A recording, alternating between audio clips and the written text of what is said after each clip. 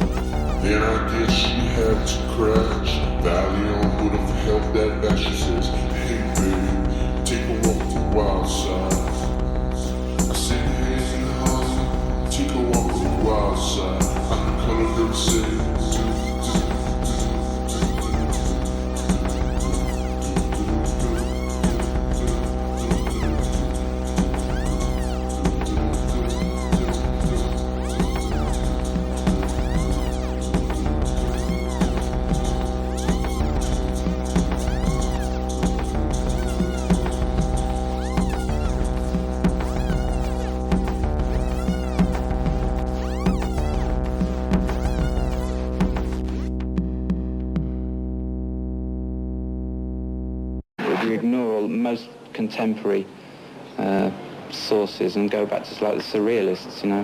Yeah. I mean, what they were dealing with was the subconscious on the personal level, and expanding it and just plummeting the depths of it.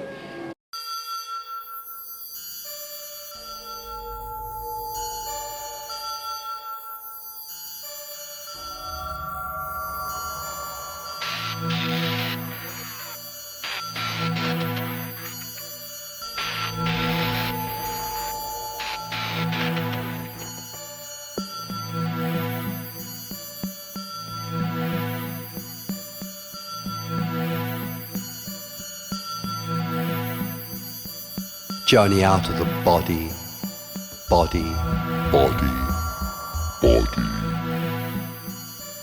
Robert A. Monroe, Doubleday. The future's body free. Neural pathway or download identity. A holo. You can live 1,000 years and still remember Fortnum and Mason for tins of crunchy China tea. The choked up violet cloud decks, Albany Way and phone, Williams 70's number, 839-5259. And get his future's travelled voice on some paranoid soma frequency, or find his street creep face at the window in 2091 that's really 1970. His red neon eyes, impassively, quizzically curious about data, sourced on his wrists. He's a time slip casualty, flat 18 relocator, times like thought, can't get hold of its intangibly elusive blocks, and at that point the windows flooded gold. Journey out of the body.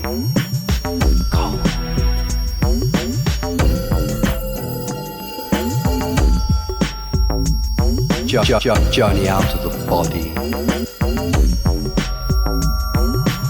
Journey out of the body. Journey out of the body. Body, body. Journey out of the body. Journey out of the body. Body, body. Journey out of the body.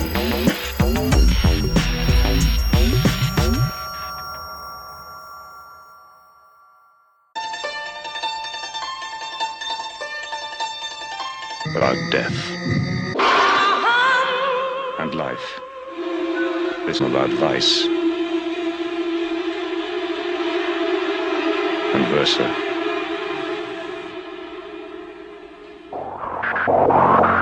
Sylvia, what started you writing poetry? I don't know what started me. I just wrote it from the time I was quite small. I guess I like nursery rhymes, and I guess I thought I could sort of do the same thing. And that's just a very simple act which takes a huge amount of effort and has amazing consequences if you can do it. You know, it's just sort of unleashing something.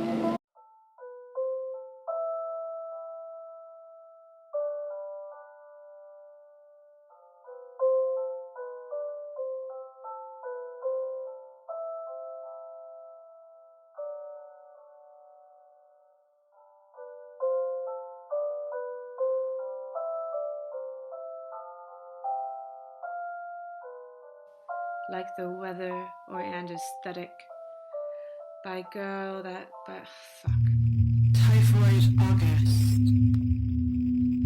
Have Jhonn you heard these days whether she's chaste? She certainly has run herself into a corner, pet. And is she occupied or subject to or by? I saw the street light prismed through their kiss. I think that says enough. Even eye could see the colors, she was next. The rays asserted patterns on the pavement. And then? The two of them became their own menagerie, from one co-regent to the other, seamless. Jhonn, indeed. At least you are no longer braided in his jagged, silky insides. Not just to his, but hers as well. I will say one thing, Pet. Since this hatched from your eyes, look at your face. It is the cleanest it has been for years.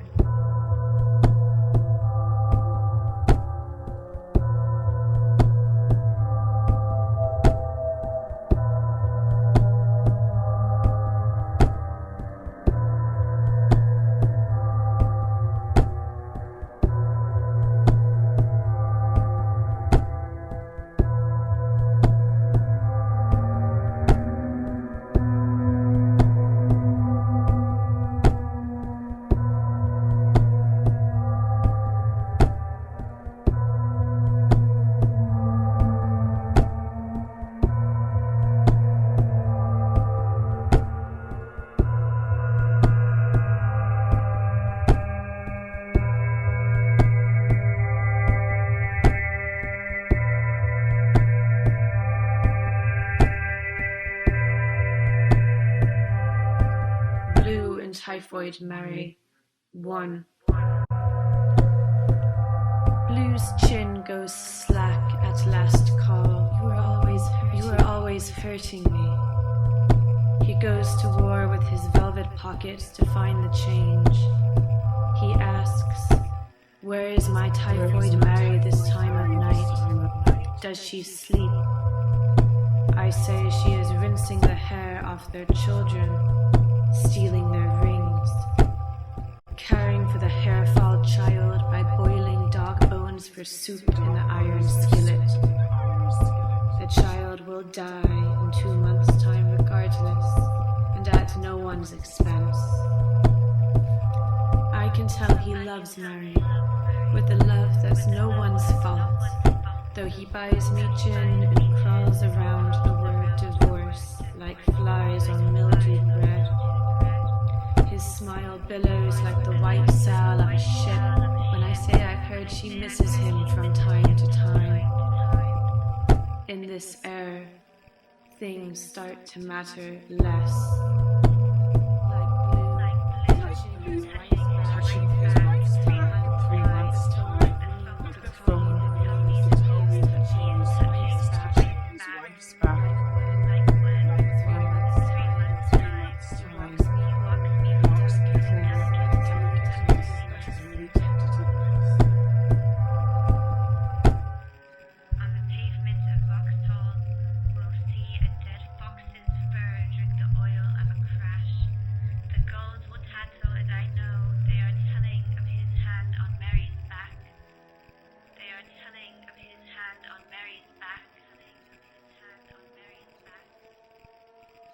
These are things that no longer matter, not in this air. Blue asks if I am here. I say I feel a woman knocking with invalid love. It's time to let her out. It's time to let her out.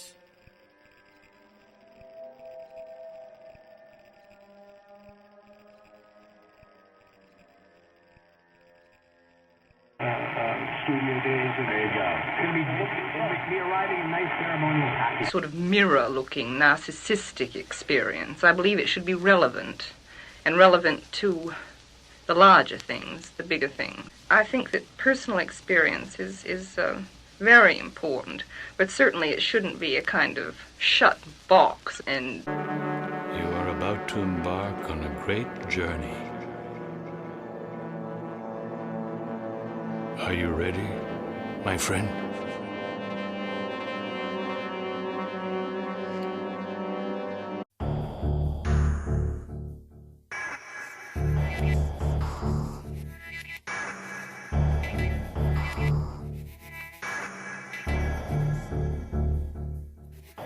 The sleeping walking explorer. His wandering mind crossed over the border. A mind like a cemetery where the corpses are turning, where the bodies twist deep in the frozen grip of a dreamless sleep. Then the last comes up like a wreck from the depths. He hears night calling, and has dreams of waking here in this brightness that burns like so lightning.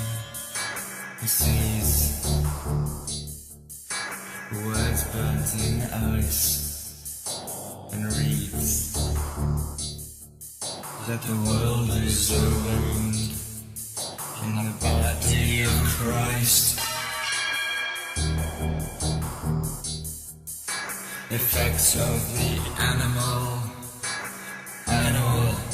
sound effects. He says,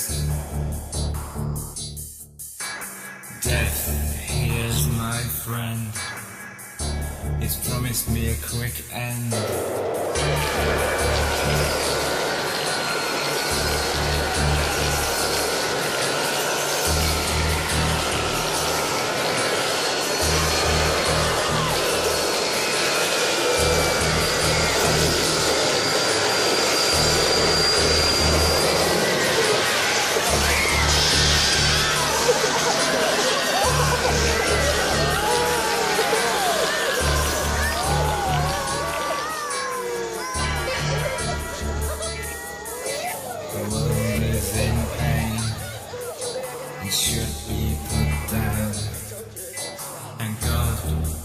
Sadist, and that he knows it.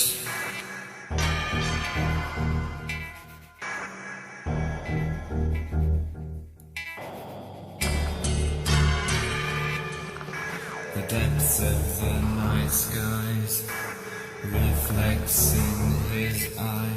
He says, everything changes.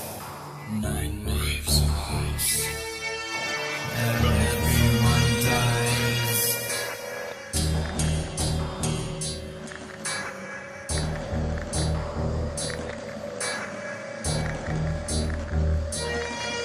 And the light slits her veins, and the darkness drains, and the void rumbles in. Like an underground train,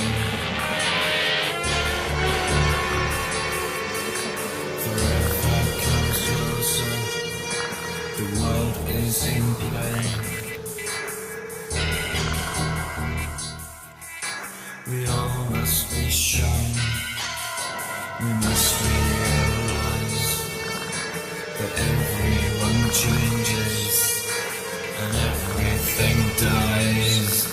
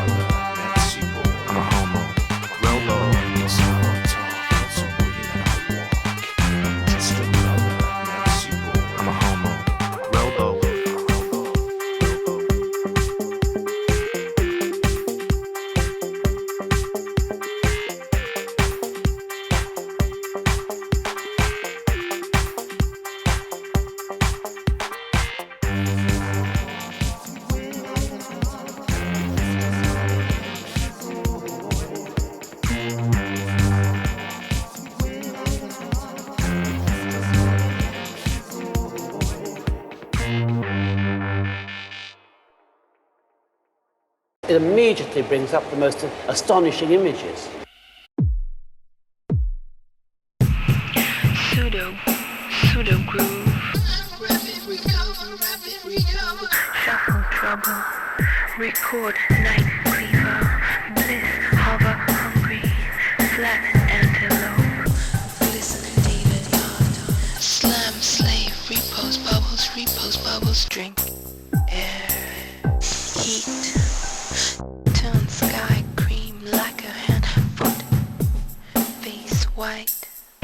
face white, nosebleed blush, nosebleed blush.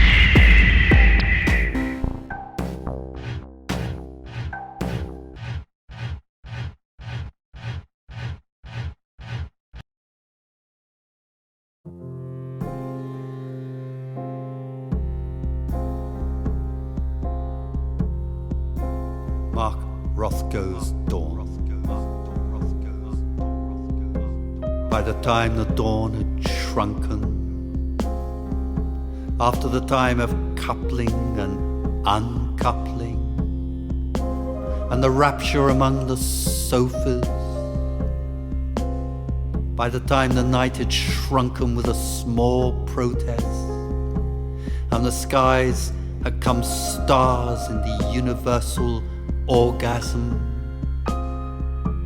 after the trees had wept their leaves amongst the skyscrapers lamenting the transience of billboards, after the phallus had fallen in the still, sad stasis, and the milkman had broken the silence, by the time the night had shrunken and the shadows were streaked with silver, in the holy, miraculous interval, the sky reached forth vermilion fingers and quietly extinguished the light bulb.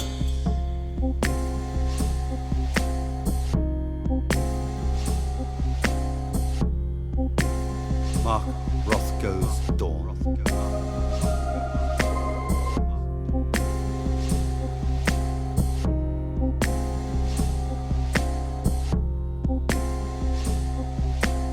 Mark Rothko's Dawn.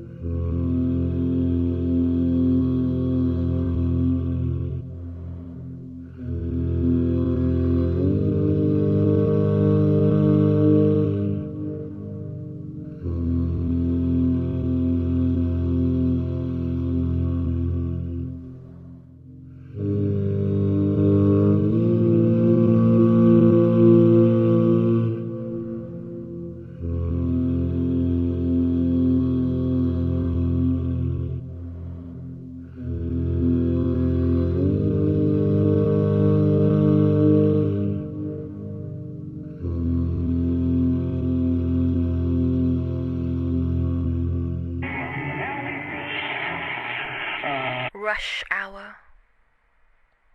Remove mouth. Roses/roses. Kindle gross lens.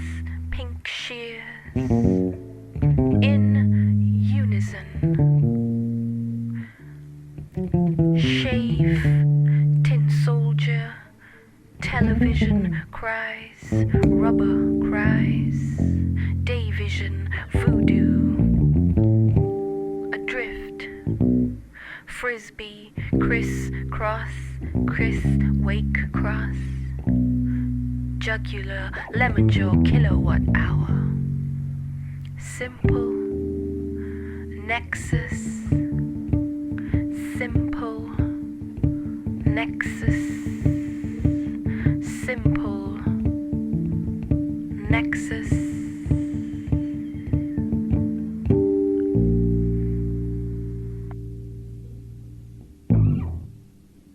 Remove mouth, roses/roses, kindle gross lens, pink shears, in unison, shave, tin soldier, television, cries, rubber cries, day vision voodoo, adrift, frisbee, criss-cross, wake cross, jugular lemon jaw, kilowatt hour, simple, nexus.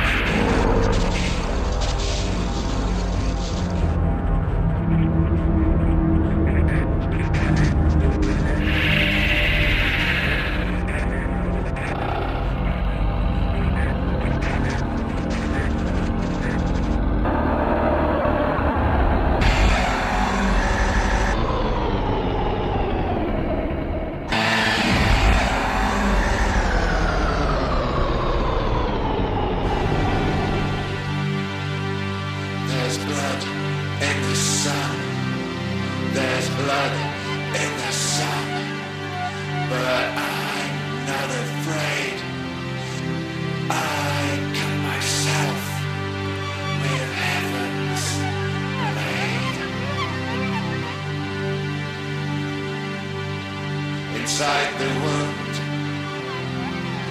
I found my wings and walked away from this human skin. I asked the earth to open up the sky. I asked the earth to open up the sky, to get inside.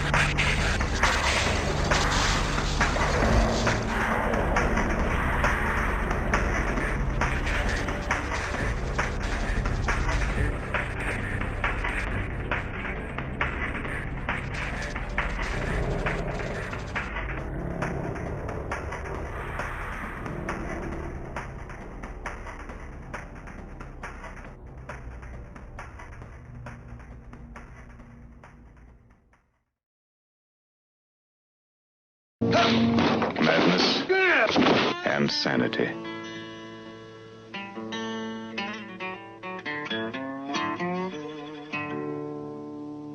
About fantasy. How much did you give him? 2/3 of the big one. Oh, that's insane. The old man was called in the language of Persia. There's nothing wrong with me. I'm normal.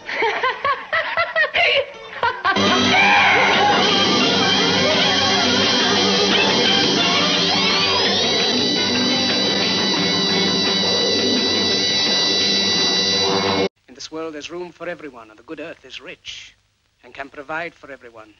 The way of life can be free and beautiful, but we have lost the way. Greed has poisoned men's souls, has barricaded the world with hate, has goose-stepped us into misery and bloodshed. We have developed speed, but we have shut ourselves in. Machinery that gives abundance has left us in want. Our knowledge has made us cynical, our cleverness hard and unkind. We think too much and feel too little. More than machinery, we need humanity. More than cleverness, we need kindness and gentleness. Without these qualities, life will be violent and all will be lost. The aeroplane and the radio have brought us closer together. The very nature of these inventions cries out for the goodness in men, cries out for universal brotherhood, for the unity of us all. Even now, my voice is reaching millions throughout the world, millions of despairing men, women, and little children, victims of a system that makes men torture and imprison innocent people. To those who can hear me, I say, do not despair. The misery that is now upon us is but the passing of greed, the bitterness of men who fear the way of human progress. The hate of men will pass, and dictators die, and the power they took from the people will return to the people. And so long as men die, liberty will never perish. We start hearing all these spook stories. So a couple of us sitting around, you know, getting pretty stoned. We say, that's pretty dangerous. We need a drug of our own. How about, and we start playing liturgic acid, cryptoethylene, LSD, and DMSO, and, you know, invented by Osley. And, well, let's go out and get some. So we go out and get some plastic water guns and some Schwartz Disapiro purple fluid, and you squirt it on the wall and it vanishes. See, high penetration quality, right? So we call a little press conference, bring over the press, and we squirt it at the wall. And they say, well, it's pretty good. Maybe it's true, maybe it isn't. We say, okay, come back in 4 hours. We come back, we have two couples, see? We squirt them. They take off their clothes, they fuck. Reporter says, holy shit, you know?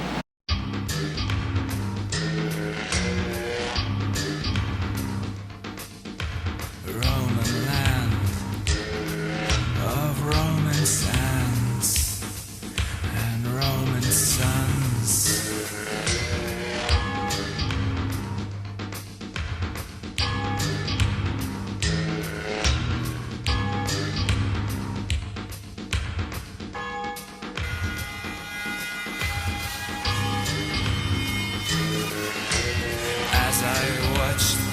sun sink down on the blood-red edge of the blood-red town. There are shadows for sale on the edge of town, on the edge of the night is a darkness seen from the side of the night.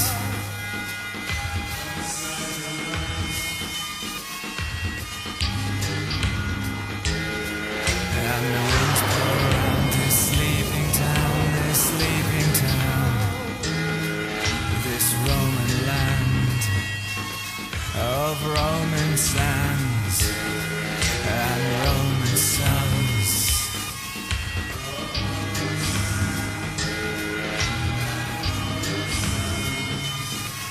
And it seems to me that when I close my eyes, all the lights in the world go out.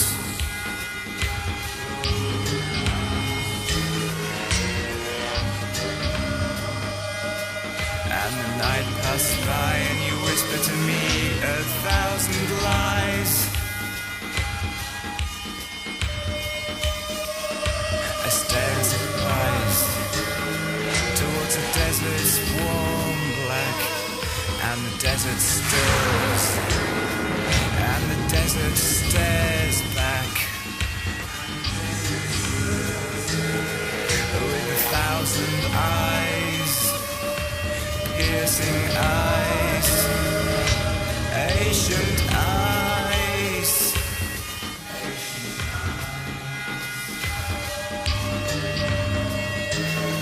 And I ask my lovers, do you know where the desert roses bloom and grow? And I ask my lovers, do you know where the desert roses bloom and grow? And I ask my lovers, do you know where the desert roses bloom and grow?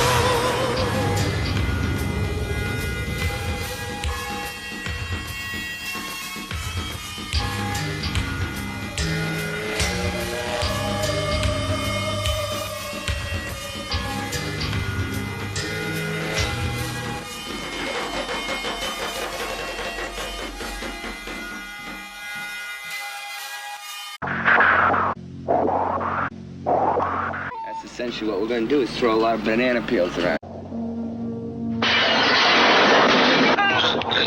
Morning, mate. So they're going to turn on themselves? Or they'll at least, they'll be fighting other people in power.